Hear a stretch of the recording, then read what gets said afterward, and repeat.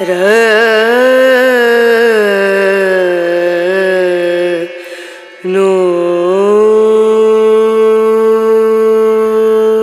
19শে April, একটা প্রেমের আত্মহত্যা দিবস। রবির নতুন বৌঠান কাদম্বরী দেবী আজকের দিনে আফিম খেয়ে আত্মহননের পথ বেছে নিয়েছিল। মারা গিয়েছিল 21শে এপ্রিল। বিস্ফোরা কাদম্বরীকে রাখা হয় একটা অন্ধকার ঘরে। পরে 1.5 টাকা খরচ করে আলোর ব্যবস্থাও করা হয়।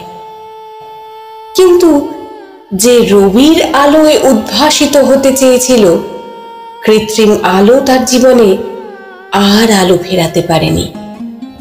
আনুষ্ঠানিক আফিম হয়তো আজকের দিনে গ্রহণ করেছিল শুধু বাইরের কাঠামোটাকে ধ্বংস করতে, কিন্তু আফিমের এই নেশা তার ভিতরকে ঝাঁঝরা করতে শুরু করেছিল আরো বহুদিন আগে থেকেই।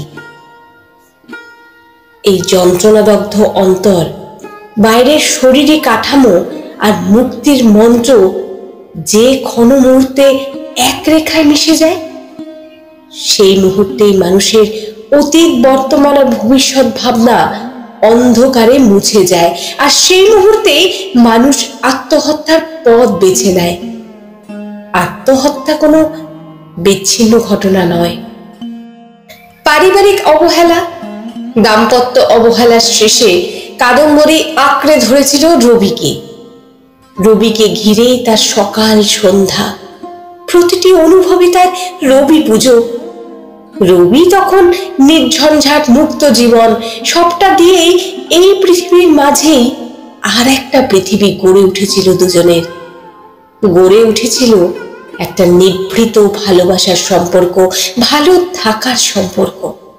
সেদিন সেই ভালো থাকার মাঝে রন্ধ্রে রন্ধ্রে প্রবেশ করেছিল প্রেমের আফিম, বিষ। কাদম্বরী বুঝতে পারেননি। রবির আবেগ কবিতার জন্ম দিল, আর কাদম্বরীর আবেগ জন্ম দিল একটা মৃত্যুর উপাখ্যান। রবির নতুন সুখী উদ্যত জীবন আর কাদম্বরীর অবহেলিত আবেগ গুমড়ে কেঁদে উঠত প্রতিটা মুহূর্ত। অথচ কিছুদিন আগের আত্মত্যাগের ইতিহাসের পাতাটা দেখিয়ে অভিযোগ করা যাবে না, অভিমান করা যাবে না, কাছে ডাকা যাবে না। অনুভূতি যখন মূল্যহীন, তখন আফিমই হয়ে ওঠে ওষুধ। কাদম্বরী চলে গেল সেই জগতে যেখানে আর যন্ত্রণা নেই, অভিযোগ নেই, অভিমান নেই। নিজের মৃত্যুর জন্য কাউকে দায়ী করে যাননি, কাউকে অভিশাপও দিয়ে যাননি।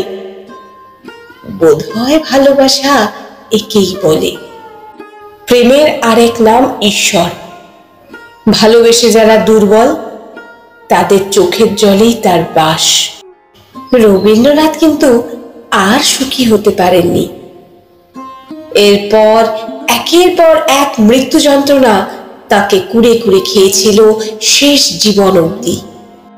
যাকে ভালো লাগে না, যাকে ভালোবাসা যায় না, তাকে কেন বলে দেয়া যায় না ভালোবাসি না? কেন মানুষ মানুষের অনুরাগ নিয়ে এত খেলা করে? নাকি একটা মানুষের ভালোবাসার দুর্বলতা, তার দুঃখে ওঠা কান্নার জলে আর একটা মানুষ পৈশাসিক আনন্দ পায়? দুর্বল হৃদয় যদি মানুষের খেলার উপকরণ হয়, তবে নারী পুরুষ ভেদে প্রত্যেকটা মানুষই একজন হবে কাদম্বরী, আরেকজন হবে রবি ঠাকুর। হতেই হবে, হতেই হবে।